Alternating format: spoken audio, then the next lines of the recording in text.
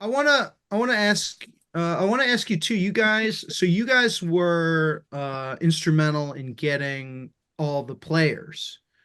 Um, uh, what did the players think? Oh man. So Coco, I text back and forth like the day after, like after he left, made sure everybody got home safe and everything like that. But like Ben Grieve, man, Ben Grieve was like, dude, he's been loving it. He's been loving all the stuff. Like he's like now like reinvested into what's going on. Same Hell thing with yeah. Balfour. Balfour's like adding all the pictures that we tag him, that people will tag us, and then when I repost the picture with the FanFest background, then I basically tag Grant so he sees it. But he's been reposting it onto his story and everything like that on IG, and just like it keeps texting me and Rob, and just like they're just blown away with basically how magical that whole event was, and there's just such a good feeling that they got from being there, and and they're extending themselves to us, like saying, hey, you got something else, in the pipeline later on in the year or something, call me. And if I'm free, I'm coming.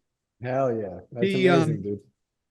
I can imagine too that there's a part of this of the Oakland A's ceasing to exist that is especially painful, I think, for some of the players, right? Where if you're Grant Balfour or something, you're not making the Hall of Fame. You're not getting your jersey retired anywhere. But, as long as the Oakland A's exist, there's, the chance, every few years that they'll invite you back and you'll come out, at the stadium Dude, but that and clip's never just gonna die. That say clip of hi. game 162 is never gonna die. Right, Like, Nope. right. and I That'll love never that. Like, die. That'll yeah, never yeah, die. But I yeah, think that's why why he's so excited that yeah. this community, and especially that people like you guys have worked so hard to keep this community going. Why he'd be so excited. I remember I worked for a few years as a vendor at for the Washington Nationals, and I remember being there and seeing there was this one small place between the second and third upper deck where they had, the retired numbers from the Montreal Expos. Gary Carter, Andre Dawson, maybe a couple others. But I just remember kind of thinking like, shit, like if you're Gary Carter, you're in the Hall of Fame, you have a Montreal Expos hat on, you got no place to go back to. I mean, I guess like hockey games, right? But there's no, there's no Expos old timer games to go back to. And so, I think probably this was really meaningful to these players too, because they realized, oh, this community is still going to be around. I can still connect with this community and stuff. And yeah. So that yeah, my like head spinning with all these things popping into my head. But so one funny thing, before I touch on a couple of other things, is like Coco was funny because I was picking up Coco from the airport on Friday, right? And like he's like, hey, what car are you gonna be in? I'm like, oh, dude, white truck, bald head, tall, and incredibly handsome. And he didn't respond. And I'm like, uh-oh. And then so I pick him and his significant other up, Tika. What's up, Tika? And and so I pick him up, he gets in the car, and he's just kind of like this. Like I'm sitting over here, and he's like this. Every time I talk, he's just going like this, like giving me the side eye like that. And I'm like, man, what? I'm like, fuck, I never Oh, should have you're said like, that, oh, right? you're hella nervous or whatever. And so it Yeah. turned out he had a kink in his neck and he couldn't turn his head left. So the whole time I thought like, oh damn, I messed up with Coco. He's thinking like, what event am I walking into, right? But one thing that all the players said, right, is that they didn't know what to expect going into this, like a fans Right. fest led by Last Dive Bar and the Oakland 68s. They're like, what the fuck is this, right? It's a big And leap then of so a faith. lot of them, Mhm. a lot of them were in shock with like how massive it turned out to be, how perfectly executed it was, how on schedule You everything guys were was. organized as hell, huh? You guys were Yeah, hella that Very that organized. organized. Grant Unbe- said we were organized, Unbelievable. and to me that Unbelievable. was the biggest compliment he could have given us. Yeah. And then the other thing is the A's haven't done a fan fest 3 years, right? Going on like fourth year, 29, right? yeah, Yeah. 2019, yeah. I Yeah. guess they And did but one right with before that, COVID 2020. Yeah, but with that, they haven't done a lot of the things they used to do as far as like fan engagement and getting the players out, getting the past players out, and having all those meet and greets and those private things. So they haven't done a lot. So fans have been yearning for attention. They've been yearning for love. They've been yearning for this shit. So the way that Fan Fest was offered to them, like they were just blown away with it to where like their emotions were just coming out all day long. And so you saw that, and the players saw that, the players felt that. And so that made them like, you know, that much more special. You know what I mean? Because the fans were yearning for this shit. They deserved it. And it was like they finally got what they deserved. You know what I mean? Dude, way to go. And that was cool to sit back and watch that. Because I was up on the balcony. Yeah, it was Paul cool was to taking watch from pictures. afar, yeah. Yeah. I love it. The one thing I really want to take away from this with the players, right, is if we do this again next year, like we have got, you know, players in our pockets as like references, Yeah. right? Because like we might reach out to some player and then we're like, oh fuck, who the fuck are Be these like, guys? no, but right? talk to Coco. Right? Yeah, talk to Yeah, Coco. go though. talk to See if Coco, he- go talk to Go Grant. talk to Coco. Yeah. Yeah. Go And they all talk to got- Billy North, who loves us. Yeah. So they got, and Even that's Billy the thing with North, the players man, is he made we- it there, rolled himself out there. Even Yeah. though, I mean, he was, he was hurting because he's, Yeah. It was but Mike he Norris. even made the effort. Or it was Mike Yeah, Norris. Mike sorry. Norris. Mike Yeah. Norris, sorry.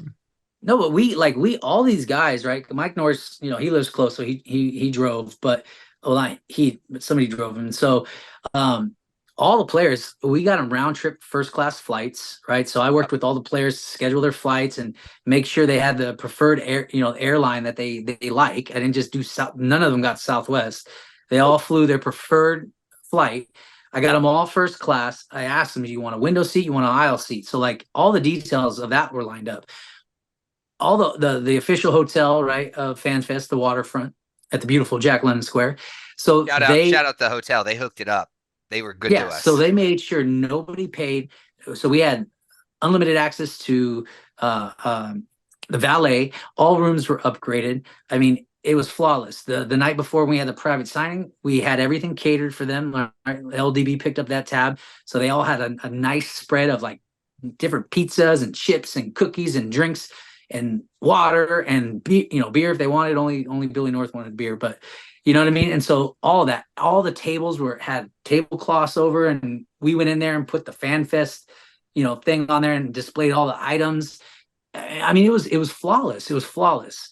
And then they had ultimate privacy. Nobody was, we didn't leak that they were all staying there. So you had no graphers hanging out. We had one guy and his kid like randomly walk in. I don't know if you were there for this, Brian. You might have been out.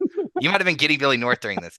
Like we had this one guy who just like walked in with his kid, and they're like over there like checking out Rob's bobbleheads. And Gabe is standing right next to me, and he's like, "Who's that?" And I'm like, "I don't fucking know." And so I go over there and go, "Hey, what's up?" And he goes, "Oh, that's pretty cool." And I'm like, yeah, it's a private event, man. You gotta go. And he goes, "Oh, okay." And he gets his kid and he leaves. Yeah. But I was just like, wow, this one rando guy. Well, now that you've shouted out the Waterfront Hotel, next year when you guys do this again, you're in trouble. Yeah, well, I don't know. We'll do it differently. Yeah. Next year. So, but like you were mentioning earlier, about the bobbleheads, I'll say, like what one player, I remember hearing this. Our good friend Trevor May, I think he called you guys up or the 68s up and asked, is that flight refundable? Oh yeah. And he said yes. He goes, okay, good. I want to pay for my flight. So that that Trevor was May, baby. Trevor May wanted to be there. He was like, like, no, don't pay for my flight. I'm paying for my flight because I want to be there. Shout out Trevor May. Dude, I was just thinking about Trevor May. He was only there for one season, but like he's putting himself into this unique territory. Like he came to Oakland because he wanted to play for the fans. Then you got to connect with them there. Like I think it's really cool what Trevor May is doing, man. We got to have him on the pod. We got to get Trevor on the pod. Yeah. It was the only autograph that I got. I forced my way to the front of the line. Got my my reverse boycott thing signed by. I didn't get any autographs. That's pretty cool, man. Yeah. I got Scott Braun's autograph, right? Because that was like how we got Foul Territory to come out. Like I was like, man, I'm gonna get him to sign the vest. So I had his, but then the morning Sunday morning, Coco, when we were getting him a car to go to the airport, he signed my vest because I was like, oh shit, let me just at least get one signature, right? And so, but yeah, no, but going back to the bobbleheads, like, you know me, I throw Rob out there to anybody. I'm like, yo, we can make LDB can make you a bobblehead, and I don't even ask Rob because I know he's down, right? And so like literally he was on it. I think Ben Grieve was the first one, right? Because Ben Grieve and him are friends, and so made him a bobblehead. So then when we landed Coco, like there wasn't much time before FanFest. So Rob hopped on that, and I don't even know how he cranked it out. Him and his Yeah, wife and, Mello. so and he's gonna be sent, Yeah. and he's gonna be sending Yeah. the big one to Coco. He's gonna send it to him. Rob's mailing Coco that. He's mailing Grant his. Like Grant hit him up the next day and he's like, yo, you got my bobblehead ready? And then Ben Green's Dude, getting his and everything like that. So I love Balfour. I mean, they're all amazing. They're all so good. Like, but dude, the Balfour one for me is so fucking cool. Like the font and everything. Oh, it's like, perfect. it's just so cool, dude. Yeah. And that I one's will say, not finished. That one's not finished. He's got to finish the base on that. So Balfour gave him shit about that too. He's so he's got to finish that one up. I saw Balfour like walking around maybe, 3:40, 3:30, 3:45 before the Fans Fest was over. He just was walking Yeah. around, because he just like wanted Yeah, it to was see cool. it, wanted He to took a hang out. picture. I remember I think I saw Jen Truly. She was out there and she was like, oh my God. Oh my God. And I was like, just go up and talk to him. Yeah. She's like, I can't talk to him. I'm like, he's just walking around the Fans Fest like anyone else. Go up and talk to him, Like people like, Yeah. but Well, like everybody was he made that having they were. lemonade. And then he took a picture at Will Cruz's booth with the John Fisher clown, and he was like putting the drink up to John Fisher's mouth. Dude, Balfour's so great, man. He's so hilarious.